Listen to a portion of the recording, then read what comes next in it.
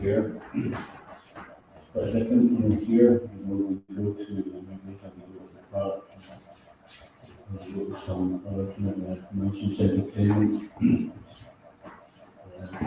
Special days in the calendar there. And we go to the places, visit the temple, we kind of try and go that for entrance whole thing. It's 14 miles from your railway fee. The village. So this is get the blessings of Krishna, and get the blessings of spiritual master, honoring the spiritual master. So this is that day. And so this gives us an translation. Yes. So Sri Srimad Swami was born in 1488. He was the elder brother of Sri Swami, and he too became a reverend minister in Ramakeri. Although belonging to a most respectable Brahmin family, he considered himself to be converted into Mahamudra due to conscience associated with him. He was exceptionally humble and meek. When Lord Chaitanya travelled on pilgrimage, he met the two brothers, then known as W. Caste and Sakya, and initiated them, giving them the name Rupa and Sanatana. And Sanatana decided to get free from government responsibilities. He served and notice of sickness to the Nama. Actually, however, he was studying in the Bhagavatam and Pranas at home. Now received information of this through a royal physician, and he immediately went to see Sanatana to try to uncover his intentions. The Nawab requested Sanatana to accompany him on an expedition to Orissa, but when Sanatana Swami refused, the Nawab ordered him to be imprisoned. Taking advantage of the money that Swami entrusted to a local grocer, Sanatana the jailkeeper and escaped detention. He then left for Varanasi to meet Chaitanya Mahaprabhu. The Lord instructed Sanatana Swami in Varanasi, explaining everything about devotional service and showing the import of the Admirama verse from 61 different angles. It's quite precise. It wasn't 3 different angles, 61. He advised Sanatana Swami to go to Vrindavan, excavate the lost places of pilgrimage, and write route on devotional service. In Vrindavan, Sanatana Swami lived just like Rupa Swami. He worshipped the Srimad and Mohan. Formerly, he was known as the Holy One. His books include the Haribhakti Vilas, Vaishnava Prasadi, poetry on the 10th and Bhagavatam, as well as we have Vaishnava Prasadi and meditation. So because of the 60 Swamis of Vrindavan, due to Lord Chaitanya's desire, then they uncovered the holy places of pilgrimage and made it possible for us to go and visit these places where we can understand where the Lord had specific pastimes, trees, not the sun. Yeah.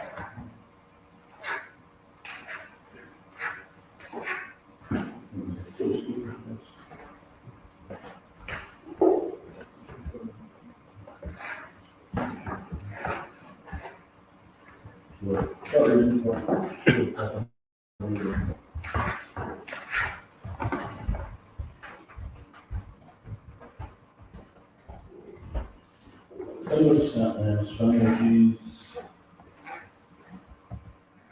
Only about the Swami's more thoughtful followers of San Francisco felt that certain candidates or initiation did not intend to fulfill the exclusive lifelong commitment the disciple owes to his guru. Swamiji would say, some of these people come only for their initiation. They have never seen them before, and we never see them again. Swamiji replied that was a risk he had to take. One day in a lecture, we explained that although the actions for the disciples' past sins are removed at initiation, spiritual master remains responsible for the disciple to never from the pure world. Therefore, we say, Lord Chaitanya warned that the guru should not accept many disciples. One night in the temple during the questions and answers session, a big bearded fellow raised his hand and asked Swamiji, "May I become initiated?" The brash public request annoyed some of Swamiji's followers, but Swamiji was saying, "Yes," he replied, "but first you must answer 2 questions. Who is Krishna? Boy thought someone would say Krishna's Lord. Yes, somebody replied, and who are you? Again the boy thought for a moment and then replied, I'm the servant of God. Yeah. And I said, well, after the war, just to get the movement going. Very good Swamiji said then, yes, you can be an initiated tomorrow. Because nowadays you have to do like 3 years hard labor, following the 12 years principles. Then you have to, there's an interesting example. Prabhupada says that it's a big fire, you put any food on it and it will consume it. Small fire, if you put too much food on it, it will put the fire out. So Prabhupada, if you use a big fire, he's not saying that, but you can see that he wasn't overburdened by the accepting many unqualified disciples. What was Prana advised one should not accept unqualified disciples, but Prabhupada says this is a risk I have to take. So he was doing this out of compassion. And we have trouble trying to accept responsibility for our own karma, or speak of taking someone else's. We can't do that. Maybe we do want to take someone else's karma. And I think we would struggle with our own sometimes.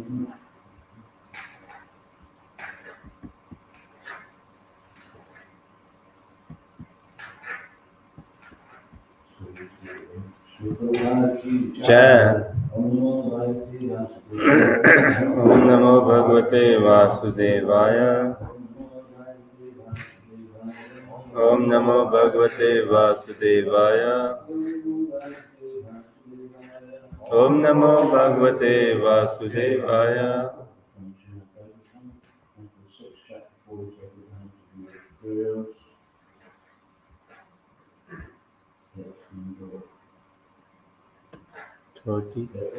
Yes.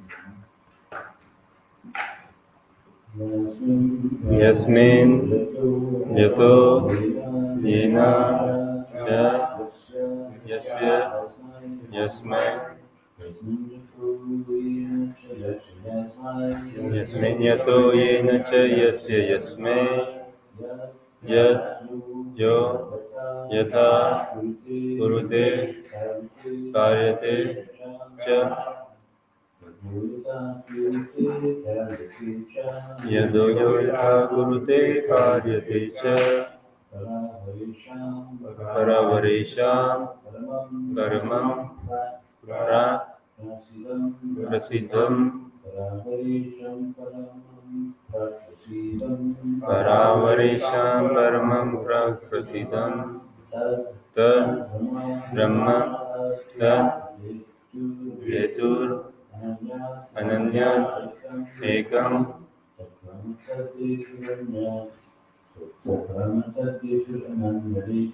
tad brahma tad hetur ananyadekam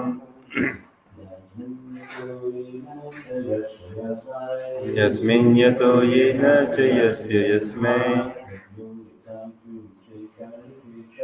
yadyo yatha kurute karyate cha paravarisham paramam prasidham tad brahma tad hetur ananyadekam yasmin yato yena cha yasya yasmai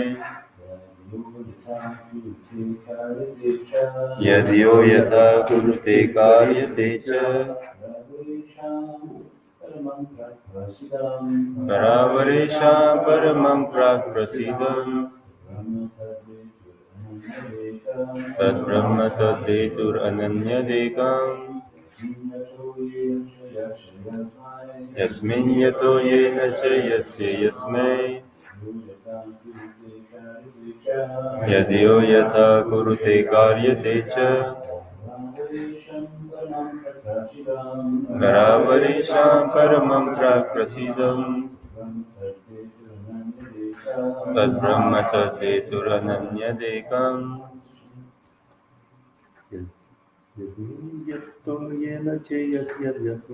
yasmin yato yena cha yasya yasmai कारियते च यद्यो यथा कुरुते कार्यते च परावरेषां परमं प्राक्प्रसिद्धम् तद्ब्रह्म तद्धेतुरनन्यदेकम्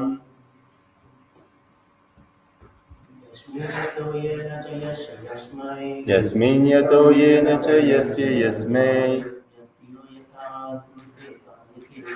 यद्यो यथा कुरुते कार्यते च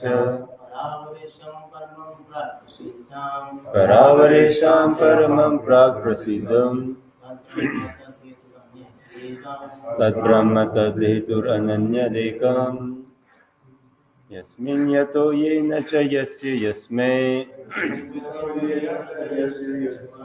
यद्यो यथा कुरुते कार्यते च परावरेषां परमं प्राक्प्रसिद्धम्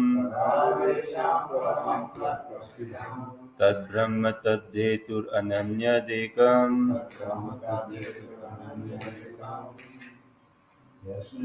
यस्मिन् in whom the Supreme Personality of Godhead or the Supreme Place of Repose. Yes, sir. From whom everything emanates. Everything is enacted. Self also. Yes, sir. To whom everything belongs. Yes, sir. Yeah. Yes. Yeah. Yeah. Kurute. Executes. Karite. Is performed. Cha. Also. Paravaresha. On both in the material and spiritual existence. Paraman, the Supreme. Pra, the origin. Prasiddham, well known to everyone. Tat, that. Brahma, the Supreme Brahma. Tat Hetu, the cause of all causes. Ananya, having no other cause. Ekam, one without a second.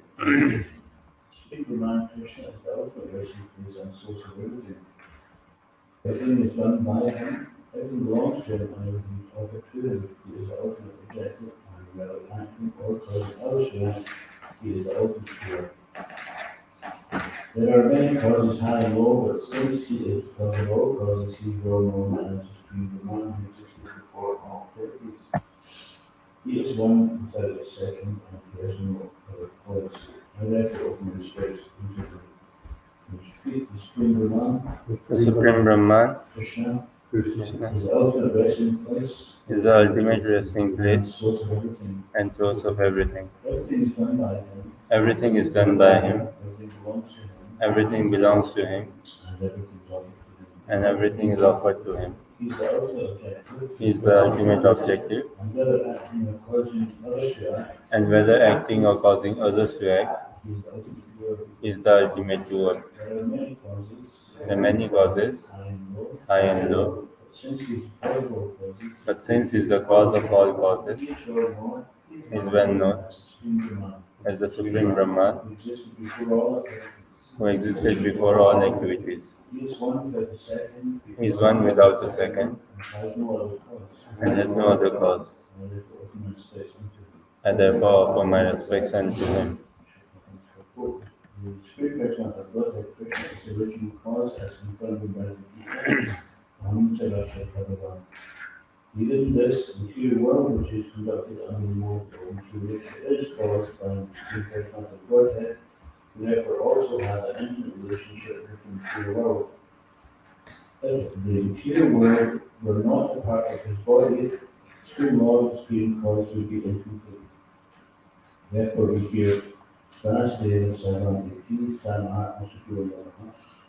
If one knows that Vasudeva is the original cause of all causes, he becomes a perfect Mahatma. Samhita 5.1 declares, Ishvara Parama Krishna Satchidananda Vigraha Anandi Anandi Govinda Sarvakaram Karanam. Krishna is known as Govinda, as supreme controller. He has an incredible spiritual body. He is the origin of all, there is no other origin, for he is the present cause of all causes. Supreme Brahman, that Brahman is the cause of all causes, but he has no cause. And Adi Govinda Sarvapara. Govinda, Krishna is the original cause of all causes, but he has no cause for his appearance as Govinda. So he has no cause for his appearance as Govinda. Govinda expands in multifarious forms, but nevertheless they are one, as confirmed by Madhvacharya, Ananya, Sadhurisha, Bhavad, Ekurupad, Ya, Devata.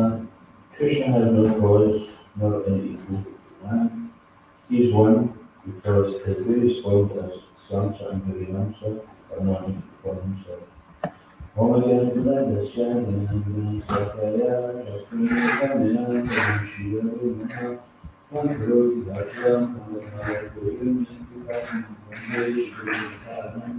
Jai Shri Krishna Chaitanya Prabhu Nityananda Shri Advaita Radha Shri Advaita Hare Krishna Krishna Krishna Hare Hare Hare Rama Rama Rama Hare Hare.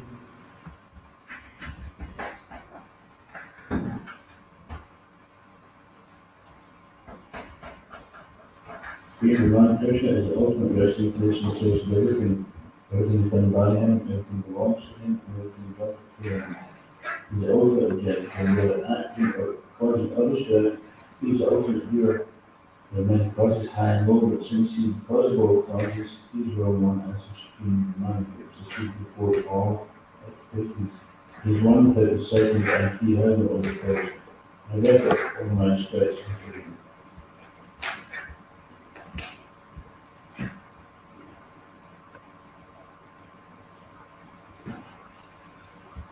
There's a lot of this verse here. So essentially, encapsulating Bhagavad Gita in this verse, in verses in Bhagavad Gita which could be picked out supporting this. Aham Sarasha Prabhu. So Krishna says that I am the Lord of all. Prabhu means master. Sarvata means all. Aham means I am. Aham Sarasha Prabhu, I am the Lord of all. Scripture.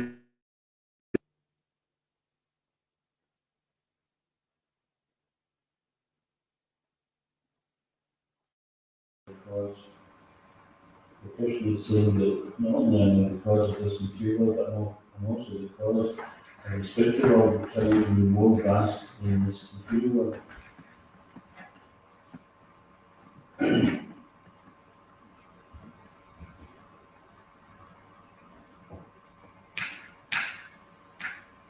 So he's also known as Karta Misha. Karta means the doer, he's the original doer, Karta Misha.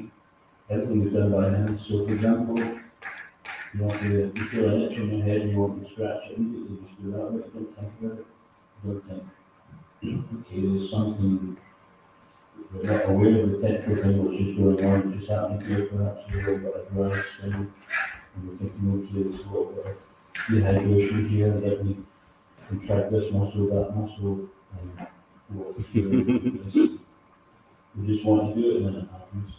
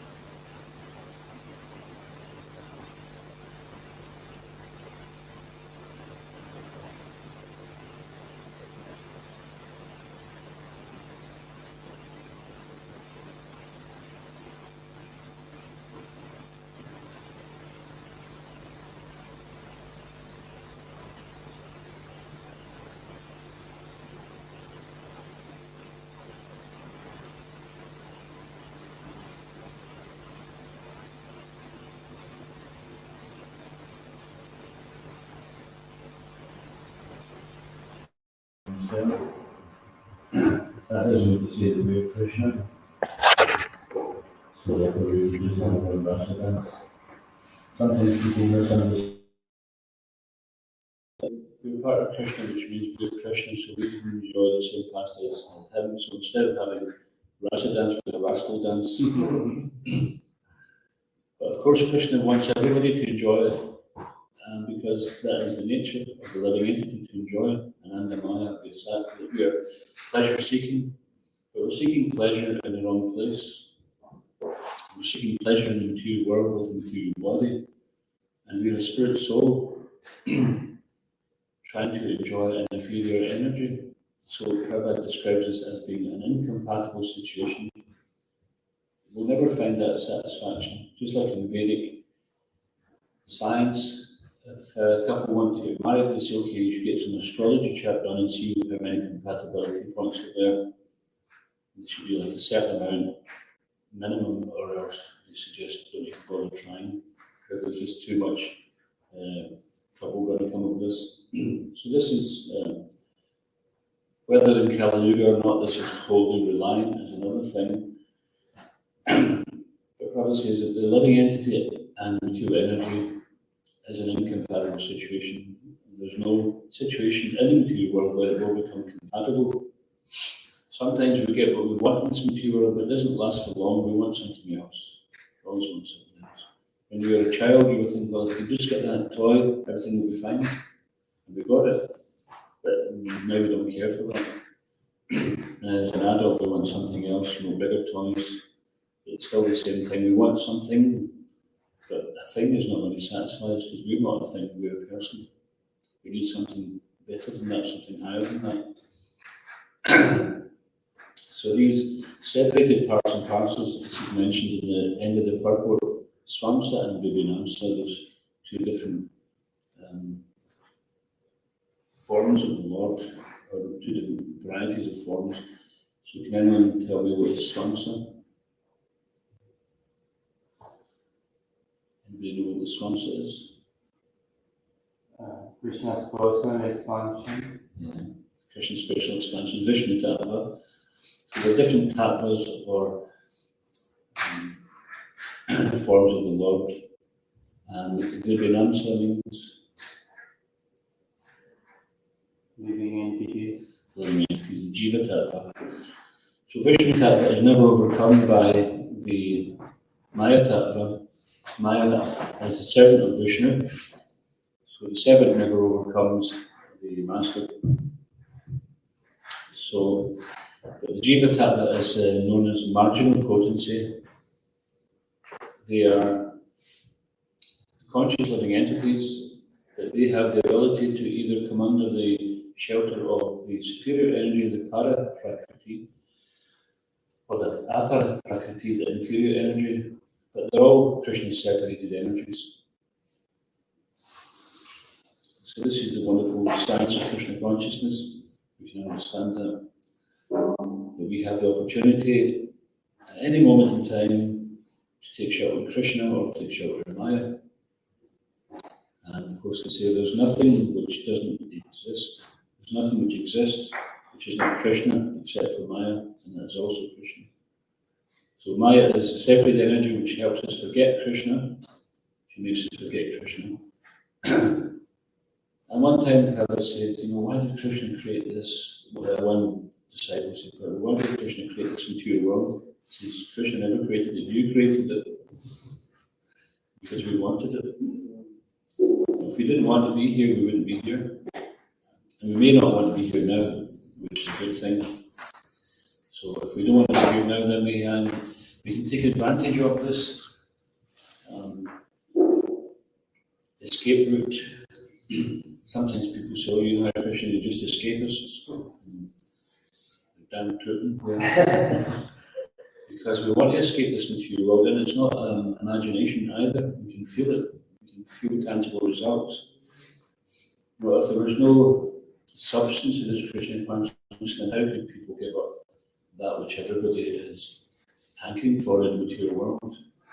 How could we do that? Even we might feel, I don't have much taste, Because we're thinking, I'm not rolling about the floor in ecstasy, tears flowing from the eyes like torrents of rain. We might not be feeling that, but the fact that we're able to give up things, even sometimes with a struggle, but the struggle is generally there when we start to contemplate what we're left behind. But if we contemplate Krishna and absorb our mind in Krishna, then the more we do that, the sooner we'll be able to leave behind the pale reflection of the spiritual world, which is the material world. So just like the example was given, on the shore of a pond, there's a tree, and the branches are going upwards, but on the reflection, it looks like it's going downwards. And the reflection doesn't have the substance it may look. Sometimes the pond is very still. I remember once I was on a boat trip in one loch up north of Scotland, and the loch was so still, you almost felt like you were floating in space because the reflection on the water was exact replica. If you turned it upside down, you'd have a difficulty telling which way was up, which way was down. So it was quite interesting. But it made me realise that this is the power of the illusion of the material world, that we can see the reflection and think it's real. But then when we go there, then there's no reality and everything gets disturbed. So this is what's going on in the material world, that so many sense objects are being advertised, do this, get involved in that, get into this. And you think, yeah, okay, let me try that, let me try this, that sounds good. And then you anticipate it, but then you get it, you realise that this is just, there's no substance to this is just some kind of gross interaction with sense objects and the senses. And what we're really looking for inside is that eternal relationship with Krishna, which we have left behind.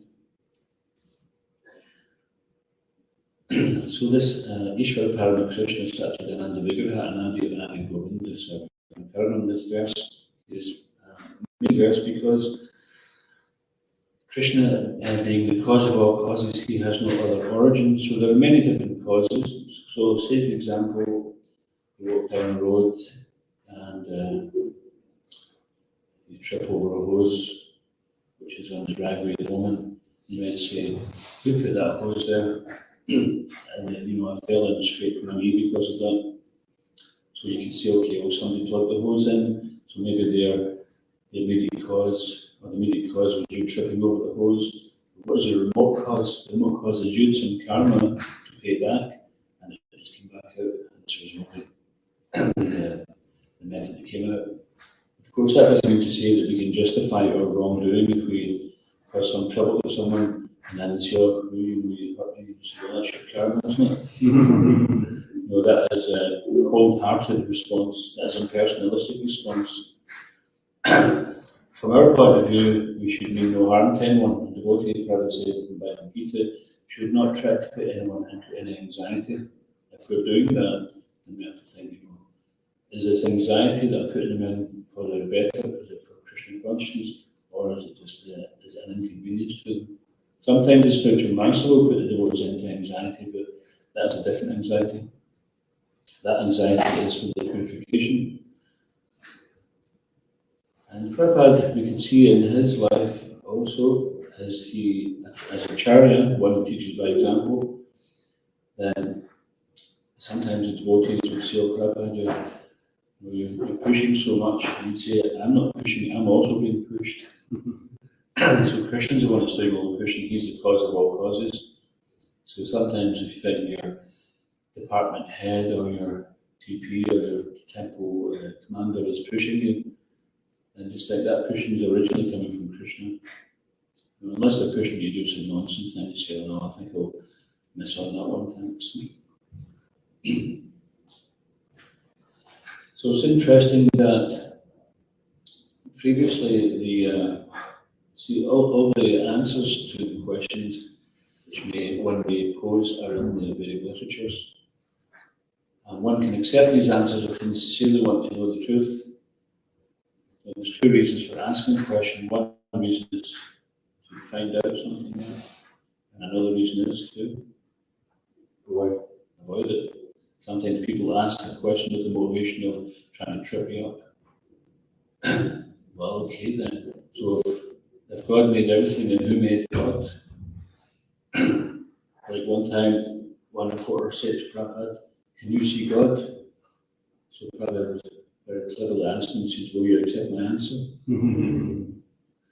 Because there's no point answering if you're not going to accept my answer, we're just going to go around in circles here. And so Prabhupada insisted that if you're going to answer my question, you have to accept my answer. And he says, yes, I'm seeing God at every moment. And it's not just a clever argument. Prabhupada's intention is to connect these forgotten souls back with Krishna. I mean, he wasn't just answering some reporter's question thinking, how's it going to look in the newspaper? He's answering that soul. He's trying to connect that soul with Krishna. That's how he sees it.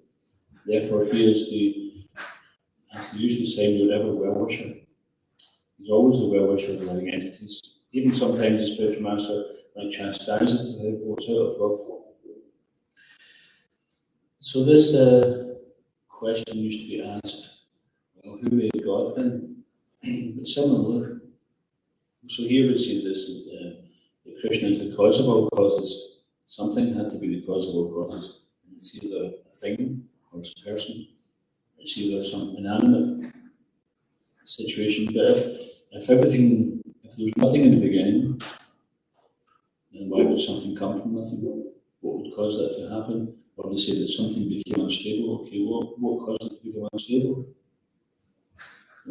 So what's happening now is that the very people, of course it's not all scientists who are like that, but some of them are actually looking at the facts and they want to arrive at the truth. This is what science means. It means truth. To look at things subjectively or objectively, and see where the evidence leads. So this would be honest science, wouldn't it? But if you've already come up with a conclusion and you don't even have the evidence yet to substantiate that conclusion, then how can that be considered science? And so therefore the very people who were criticizing fanatical religionists for just accepting something they have no proof or no knowledge of are doing the same thing with the so-called science. It's not real science. It's once again fanatical, blind following. So they became the very person they criticize, and this is quite often the case, is that even with ourselves on a personal level, if we focus too much on some person and some fault on them, then we actually start to become guilty of that ourselves. And quite often it's rather than sorting it out in ourselves, we want to sort it out in someone else, thinking so we need to sort everybody in the whole world out before we can be peaceful. Even in that, we'll probably still find something to complain about. So really, like Mahatma who says, uplift yourself, change the world. So when we change ourselves, we change the whole world, how we look at it, how we see it. If someone's very proud, then nobody's good enough. Everybody's a nuisance, everybody's a fool. But if someone's very humble, you see everybody as being of great value. So this is the choice we have. That's why every day we see Trinad, Peace and Chinad, or Peace and Nalan, and Amadina, Kirtans, Gahari. We're endeavouring to try to learn how to chant the holy name in a humble state of mind, offering respect to others, not expecting respect for ourselves. And that's not easy because, for some long time, time immemorial, we have been expecting respect, we've been looking for respect, and we've maybe been short in giving respect to others. But now we have the chance, the knowledge is there for us to realise the real values of life, which are going to give us more satisfaction. It's interesting because, you get these so-called gangsters and they talk about, I just want respect. What do we want respect for? What have they done which is worthy of respect? We're going out on somebody. Of course we're going to respect people who are going out on us and catch your feet. But what have you done worthy of respect? You've done anything, are you respectable? Are you respectful? So when someone is full of respect for others, not just like superficial word, lip service, when we actually begin to take the time to appreciate others, despite, maybe, so we all have faults, there's no doubt about that. there would be an ocean of faults, then we could expect to see faults, but we have to, it's up to us. Our benefit is to endeavour to see beyond whatever faults may be there and see the good. So in this way we can see everyone as a potential devotee. Even we can look at so-called non-devotees and think, well, if that person could be a devotee, it'd be great, and a great devotee would be better than me. She should go and tell him she should be. Yeah. Sometimes devotees see that and see good qualities even in the non-devotees and think, well, if only they could become a devotee, this movement would really take off. So of course Krishna is the doer and Krishna gives us the ability.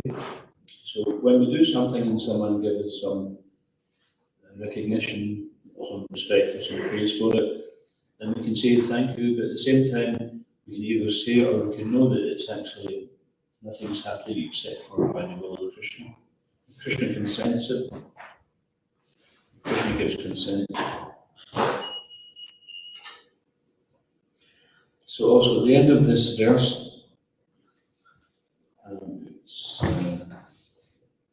it says, I therefore offer my respects unto him meaning Krishna. So prior to this, he's saying basically why, he's giving all the reasons, and he says therefore, so these are all the things why Krishna is worthy of full respect. He's the ultimate resting place and source of everything. We're looking for shelter in this world. Sometimes we look for shelter in a person, or in a scenario, or a certain type of community, as Prabhupada mentions, society, friendship, and love. We're looking for shelter in these.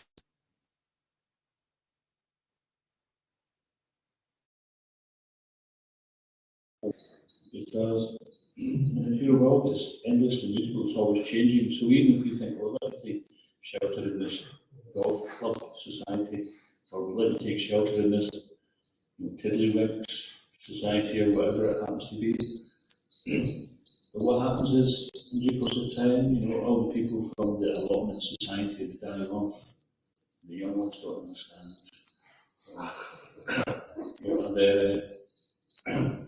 What happens is something goes out of fashion, and then it's just that society we take shelter as it's no relevance any longer, and we're just hanging on, foolishly trying to make something of something. Or even some of the people who thought were great members of that society, they give up on it and they move on to something else. It's called taking shelter in the tail of a dog. This philosophy of, okay, you're on a ship, and the ship goes down, and you jump off the ship, and somehow you're about swimming in the ocean, and you see you're struggling, you're getting tired. You see this dog swimming by, and you think, oh, that dog's swimming so well, let me grab onto its tail. So we grab onto its tail, it turns around and bites us. So this is what happens in the pure world. We take shelter in something, and the very thing we take shelter of bites us in due course of time. The very thing we're attached to becomes a source of, or even sometimes to begin with, the very thing which begins as pleasure ends up in poison, was it say? For the transcendentalist, that which is like poison in the beginning is nectar in the end. And for the mundane person, that which is like nectar in the beginning is poison in the end. Does anybody like to explain that? What would that mean?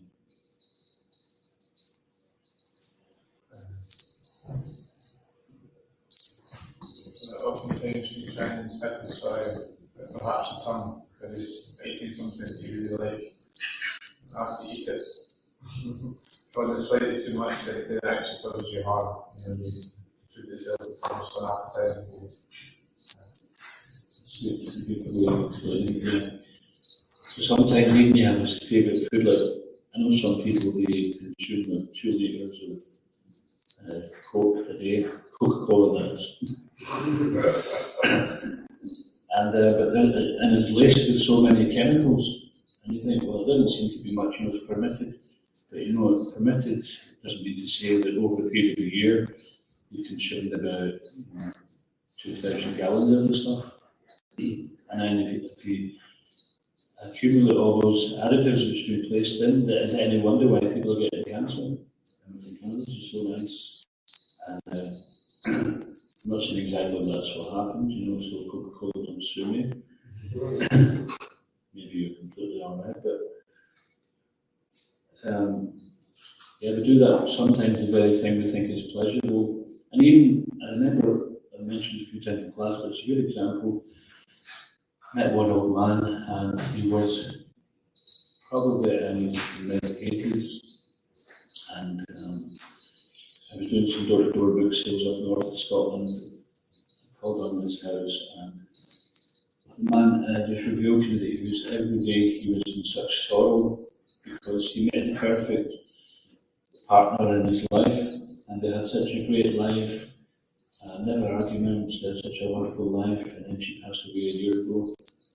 So even if you find apparently the ideal situation, the ideal partner, the ideal job, the ideal situation is temporary and it's going to get taken away, and that attachment, the very thing we've been attached to, which caused us so much pleasure, is now causing us untold misery. Some say better to have loved and lost than to not loved at all, but better to love Krishna and never lose. Now, that's just a loser's philosophy, better to have loved than lost. Of course, that real lost love is Krishna. This is what we're looking for, this paradise lost. Right? This is Krishna. We're trying to find a way back to that which is going to give us a full connection. This is yoga. And back to yoga is the simplest, direct, and quickest way to get back there.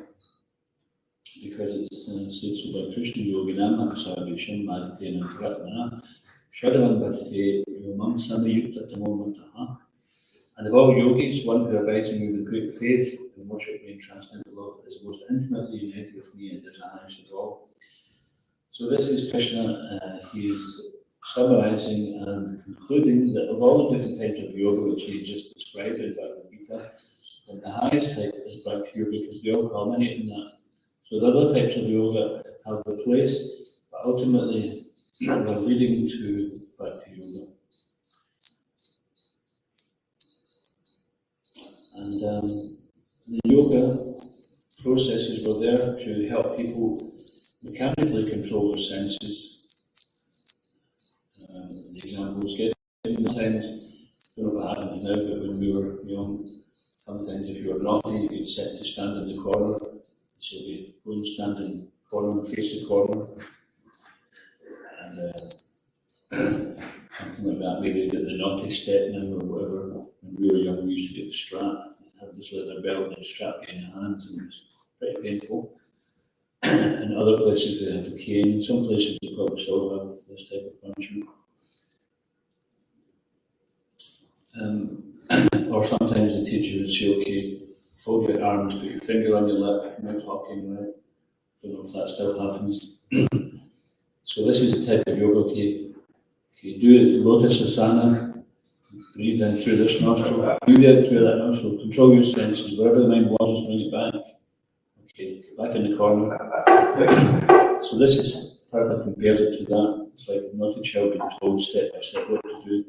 Okay, take your hands out of your pockets, put your finger on your lip. Okay, sit like this, sit like that, stare at the tip of the nose. And if your mind wanders, just bring it back. If you're looking at anything else, you're looking at the wrong thing. But ultimately, if one is able to behave himself, so in the classroom, if the child is just doing its normal work that it's supposed to be doing in the class, then the teacher doesn't have to say, sit up straight, put your finger on your lip, things like that. If they're just engaged in the work. So similarly, devotional service transcends all these other mechanical methods, and they work. They have a place. But ultimately, even at that point, once the mind is subdued and they start to meditate on the Supreme, then you have to understand who is that Supreme. Brahman, Brahman, Brahman.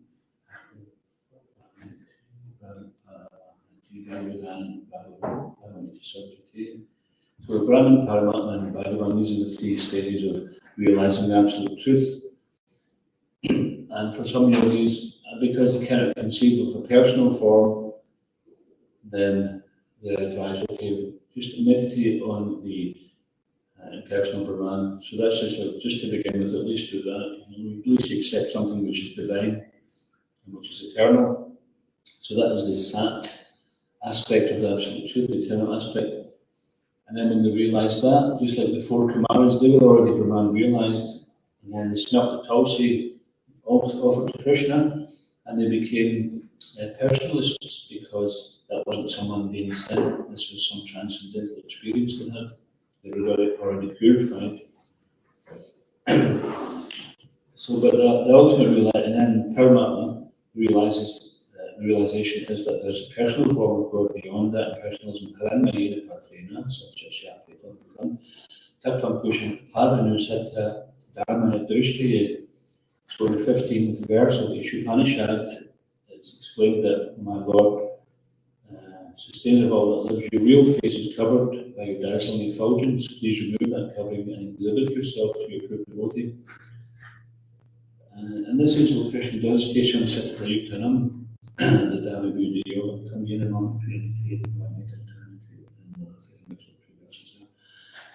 anyway, to those who are constantly devoted, I give the understanding the words come to me. So it's, the Lord reveals his personal form to the devotee who constantly engages in devotional service, regardless of whatever doubts may come up, regardless of whatever physical, mental, or other types of hurdles come, and they continue to take shelter, and Krishna gives that shelter. Now, along the way, we could find so many different types of shelter, and Maya will offer that. But if we want the ultimate resting place and the source of everything, then we don't give up until we're actually situated in Krishna's lotus feet in the spiritual world. We cannot rest on our laurels in the material world because the material world,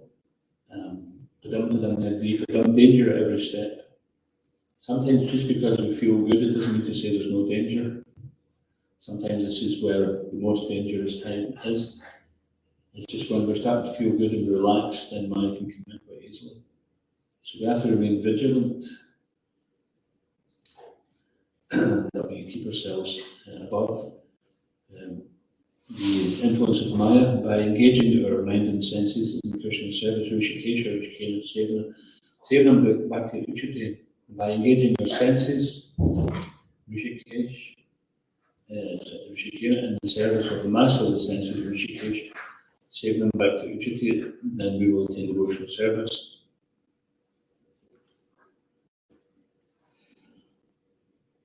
So people may have some difficulty to understand, who made God? And we say, well, Krishna is the original personality of Godhead of all the different forms of God. Krishna is the Swayam Bhagavan.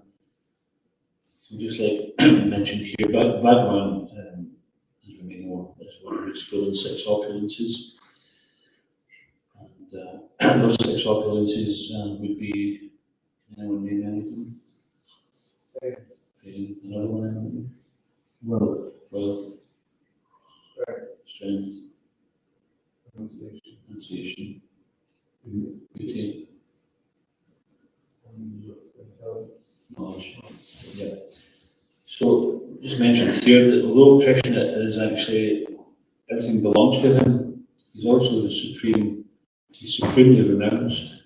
He's not attached to it. But as soon as we get something right, we want to hang on to it. Someone gives us a nice object, then we hang on to it, or we meet a nice person, we create a nice relationship, and we want to hang on to that as if it's theirs. Like you are mine, nobody's anybody's. We don't belong to anybody, we belong to Krishna.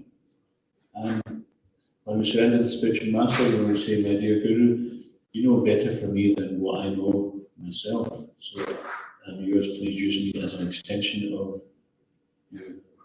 So we become like an anga, a limb of the spiritual master, a limb of the Lord. So in this way, we're very much protected. We become under the Lord's protection. And when Krishna says, he is mine, this verse of Bhagavad Gita, then one is still to be considered saintly, even if accidentally they engage in some abominable act. Because the material world is there, but it says that even on the royal road, sometimes there's an accident. Because we don't use that as an excuse to say, okay, I'm Krishna's devotee, I'll just be a nonsense. a daily basis. So, but Krishna says he is man because we're taking shelter in Krishna, and he will take care. It doesn't mean to say Krishna won't put us in a situation where we're uncomfortable. He might do that. He might do that out of love to help us to realize that this material world is not a place we can find shelter. And if we think it is, then we are in a very precarious situation. We will have to learn by the school of hard knocks if we don't learn by using your intelligence. And sometimes learning, so there's different types of intelligence. What's first class intelligence? Anyway? Right, yes. Learn by hearing. We learn simply by hearing. So we hear that this material world is a place of misery. So don't get involved and think, okay, I accept that, I don't get involved. So that doesn't apply to many of us here, perhaps. I'm not accusing of anyone to speak for himself. And then second class intelligence is Seeing others. we hear the material world is a place of suffering, we see others suffering, we think, yeah, that's true, that makes sense, I can see that, so let me not do it. And we do that with some things, isn't it? We hear about something, we think, oh, I'm not going to get into that. Well, I might be a bit open-minded, but I'm not that open-minded. And then third class intelligence is Do it yourself. doing it as well, yeah. We hear this material place of suffering, we see it happen to others. We're not completely convinced, we think, well, it might just be them, let me try it anyway. So we try it and then we suffer and think, no, that's true, that is rubbish after all. And then we think, okay, let me disassociate from this. And then it doesn't go to fourth class intelligence, it goes to 10th class intelligence, which is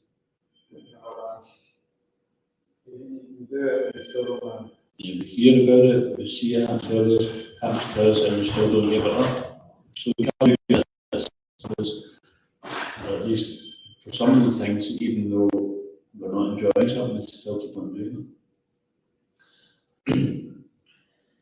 But if we take shelter in Krishna, then we will begin to experience this Anandam Vidivardhanam, ever increasing ocean of transcendental bliss.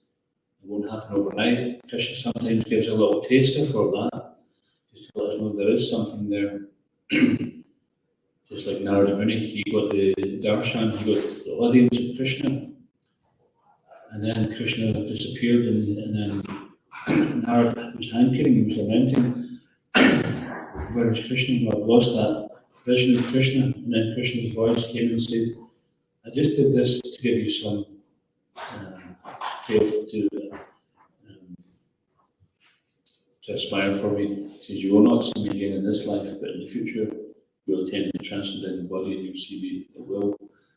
So sometimes we get a little taste in Krishna consciousness, and we should remember that. Don't forget that. Remember that this is real. Because there'll be times when your faith is tested and doubts may come, but you look back and think, no, I remember I had some transcendental prasadam, which is and it was so blissful, you never experienced anything like that, just going to a restaurant or cooking at home.